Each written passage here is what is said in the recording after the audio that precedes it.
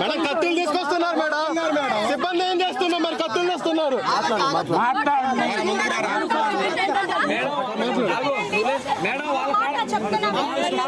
ఈ పరిస్థితి చూడండి, కత్తులు తీసుకొస్తున్నారు మేడం, సిబ్బంది ఏం చేస్తున్నారు? మాకు రక్షణ లేదు. ఆడ అంజిరెడ్డి అనే ఒక అతను నన్ను గాయపరిచాడు. ఇలాగ ప్రతి ఒక్కరిని బెదిరిస్తూ ఇబ్బంది పెడుతున్నాడు. ఇదంతా రౌడీ రాజ్యంగా ఉంది.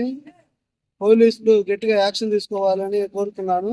నేను ఆల్రెడీ గ్రామ సచివాలయంలో బిఎల్ఓగా చేస్తున్నాను పసుపుగల్ గ్రామంలో. ఆ బిఎల్ఓ నుండి నేను రిలీవ్ అయిన తర్వాత వేరే మెటర్నిటీ లీవ్ తీసుకున్న అమ్మాయి జాయిన్ అయింది. ఆ తర్వాత ఈఆర్ఓ సార్ గారి నెంబర్ నా దగ్గర ఉంటే నిన్న రాత్రి ఈఆర్ఓ సార్ గారికి చెప్పాను, మా ఊర్లో అల్లర్లు జరుగుతున్నాయి, ఎవరన్నా వెళ్తున్నా వస్తున్నా గొడవలు జరుగుతున్నాయి, రక్షణ ఎక్కువ కల్పించాలి సార్ అని చెప్తే, నేను డిఎస్పీ గారికి చెప్తానని ఈఆర్ఓ సార్ చెప్పారు.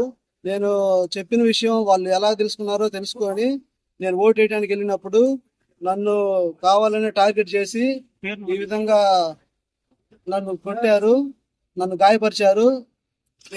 ఎవరినైనా ఏదైనా చేసేటట్టుగా తయారై ఉన్నారు. పొట్లపాలెంలో రిగ్గింగ్ చేయాలని చూస్తున్నారు. అక్కడ బ్యాలెట్ బాక్సులు కూడా పగలగొట్టారంట.